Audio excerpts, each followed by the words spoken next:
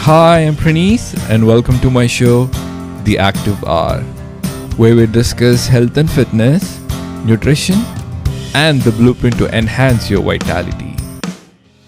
Do you know the biggest lie we told ourselves? I'll start in January. But let me ask you this. What's so fucking magical about waiting to start next year? Because here's the reality. Every day is a chance to start fresh. Waiting for January isn't just procrastination, it's a fucking trap. And I have fallen for it too, many times.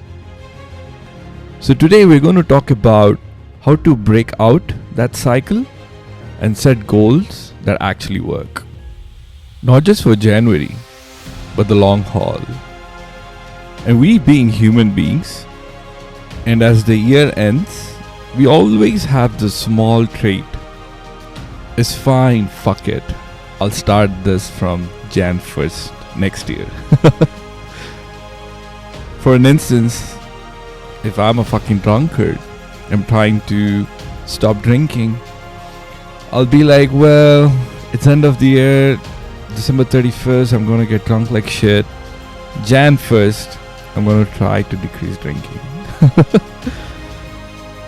Or if I'm a lazy guy and planning to get into some sort of exercise, I'll probably be thinking like, well, I'm going to start fresh from Jan 1st.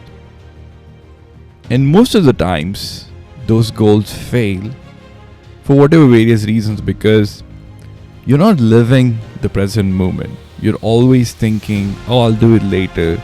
I'll probably fix it later. So let's learn how to fix and set New Year goals that actually work. I'll talk about 8 different points that will work for you. Number 1, start small and dream big. Here's the thing, starting small doesn't mean thinking small. It's about the momentum. It's not about running 10 miles or lifting heavy on day 1. It's about showing up. That first step, no matter how small, is what sets everything in motion. I've always believed that consistency beats intensity any given day. Whether it's just a 10-minute run or a light workout, the small wins add up.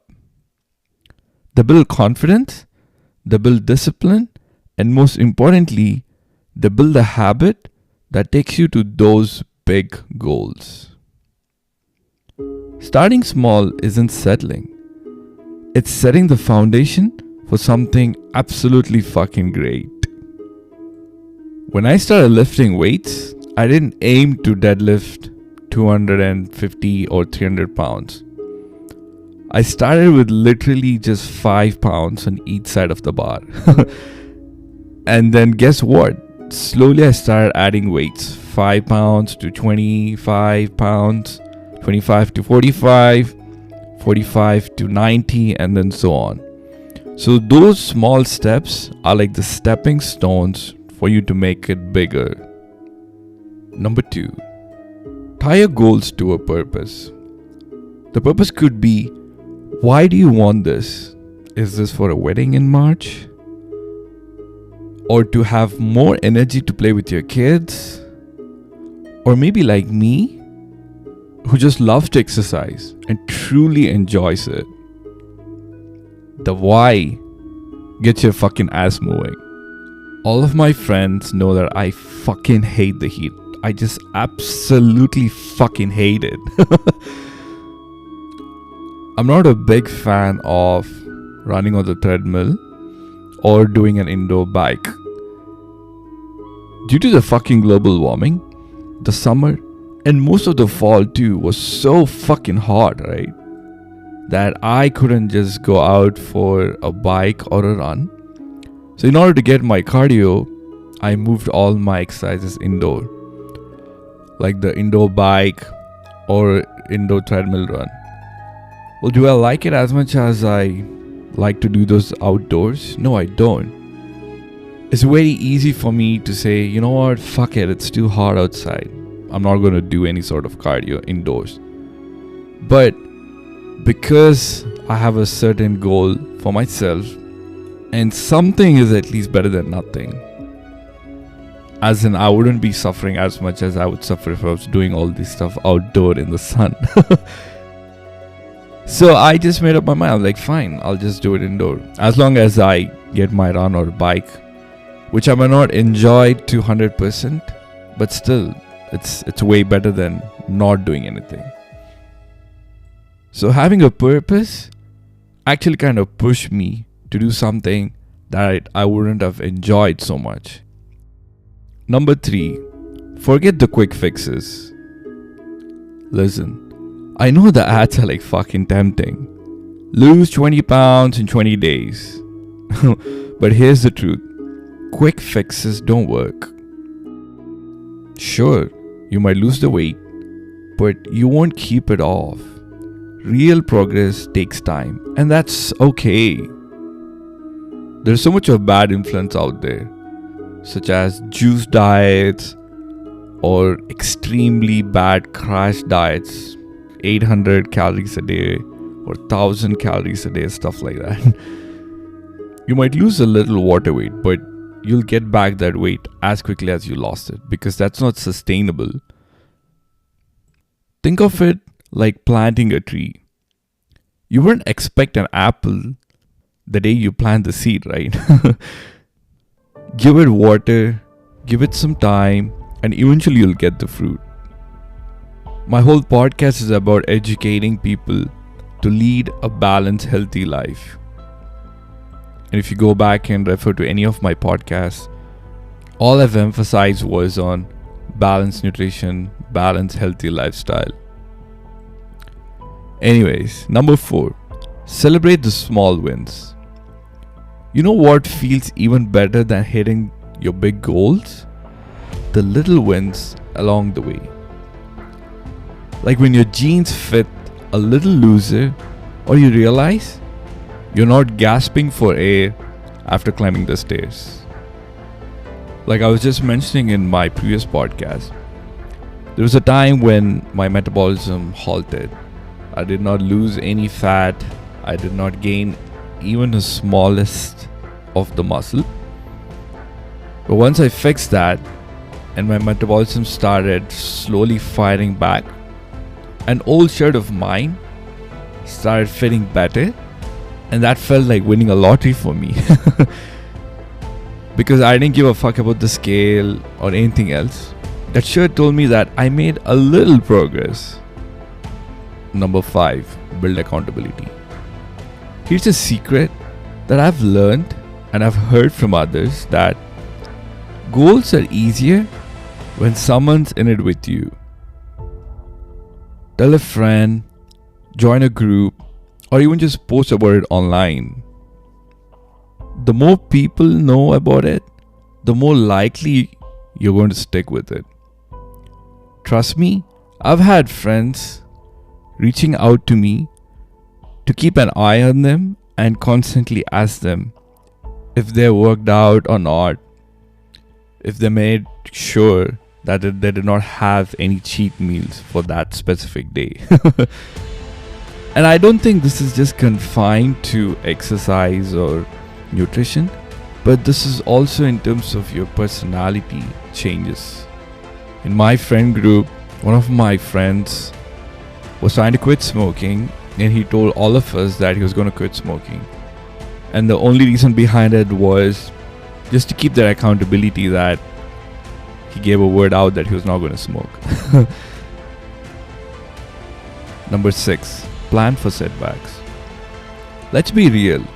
Life happens, right? You'll miss a workout, you'll indulge, or hit a plateau. And you know what? That's completely okay. What matters is how you bounce back. One bad day doesn't erase all the good ones. For instance, the current holiday period. If you have been consistent throughout the whole year, and in this holidays, if you were a little off your nutrition, it's completely fine Because you can pick up from where you left. No guilt, no fucking drama. And in fact, your body needs that small rest. It needs that small vacation too. Just like how your mind needs that vacation, your body also needs that small vacation from consistent exercise, consistent good nutrition. The most important part is how you come back. The sooner you come back, the better it is. Number 7, focus on how you feel. Here's the deal. It's not just about looking good. It's also about feeling good. Are you sleeping better? Do you have more energy? Are you happier? That's what matters. And those are the ones that keep you going. A lot of time we're obsessed with scale. Yeah, scale is one of the metric, but it's not the most important metrics. The other metrics that we should also prioritize are the ones that we just spoke about. Do you have more energy? Are you more stronger? Are you more confident? Are you able to run a little faster than you used to run a couple of weeks ago? Are you able to lift a little bit more heavier than you were lifting last week? Are your t-shirts fitting a little better than it was fitting a few weeks ago? All these factors are the ones that we usually don't pay attention to. So once we start paying attention to all of these factors, we'll start to feel more thankful, more grateful to our bodies. So I strongly advise to pay attention to all of these details, and more so to be more thankful and more grateful to your body. Once you start doing that, your body will also start listening and reacting to how you want it to be. Last but not the least, consistency is the key. The real magic isn't in doing one big thing once. It's in doing the little things every fucking day. Consistency beats intensity every time. So even if all you can do today is walk for 10 minutes, do it. Show up for yourself. It's not about how intensely you worked out, but it's all about how consistently you've been exercising. And along with how consistently you've been good with your nutrition. I work out 365 days of the year, and I've mentioned it many times. But there were so many times, so many days that I wasn't able to exercise more than 30 minutes a day. And there were so many times all I did was just body weight exercises at home. Because for me, what matters and what I prioritize is consistency. And it's not the kick and the intensity every day. So here's the takeaway. Don't wait for January or February to start fresh. Start today.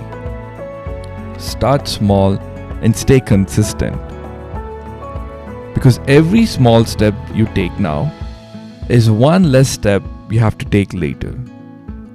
You've got this, bro.